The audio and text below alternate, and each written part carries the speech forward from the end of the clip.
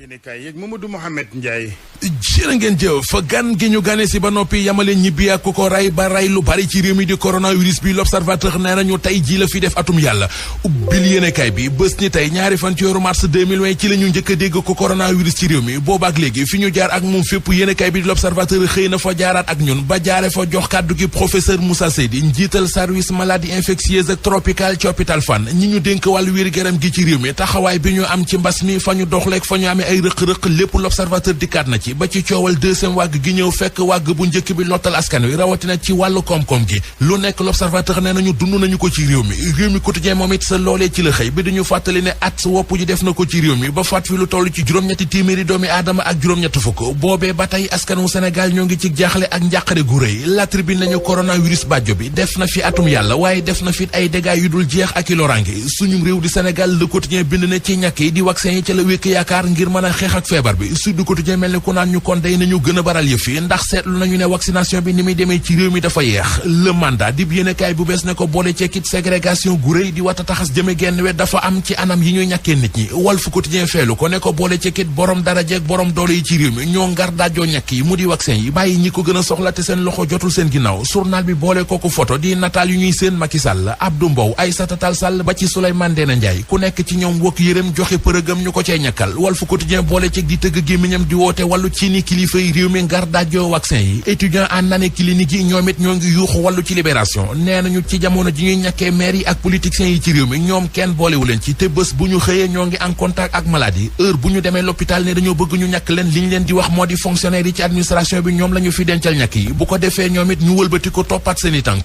Ousmane Sonko ndax dana dëgg ab tànkam ca bureau juge ba laaj la buy sampe ci xët mu njëkk Vox Populi journal bi xamal ñu ne moom jiital parti Pastef di Ousmane Sonko ginnaaw bi ñu dindee immunité parlementaire am keroog àjjuma ci assemblée nationale juge bu 8e cabinet bi war a lijjanti coowal mbës mi dox digganteem ak Adji Sarr convoqué na ko suba ci àllarba ji 9h ci yor Vox fàttali ñu ne Ousmane Sonko neewoon na du wujji ndax yoon wi gaañi jaar ba dindi immunité parlementaire am tegeewul ci yoon Le Quotidien nañu en tout cas convoqué nañu ko suba ci yor ca tribunalum Dakar ab convocation ci loxoy awakam lañu ko teg li Quotidien nañu problème yaa ngay démarré nag ba joo mu di bras de fer ba tàmbali na anki dina kay seetlu ne li xew xeeñul neex ndax ñoo ngi teg loxo ñooñu Ousmane Sonko yi ñoo ngi leen di teg loxo moom ci jëmi boppam it convoqué nañu ko ca tribunal ca bureau juge ba suba ci àllarba ji àllarba ju nar a gudd te yàgg la tribune gis ne mooy xaar njiital parti Pastef di Ousmane Sonko mi ñu convoqué libération nañu maître Khouraychi Ba bokk ci avocat yi Ousmane Sonko yi moom la commandant Abdou Mbeng bu section recherche woo ba mu ñëw mu jébal ko convocation Ousmane Sonko jox ko këyit ne ko déchargel avocat bi ne gendarme bi danaa jël convocation bi ndax respect waaye duma ko mën a décharger li fekk waxtaanuma ci ak borom convocation bi bu nuppi journal bi nañu moom maître Khouraychi Ba ci la déggante ci ginnaaw bi ak Ousmane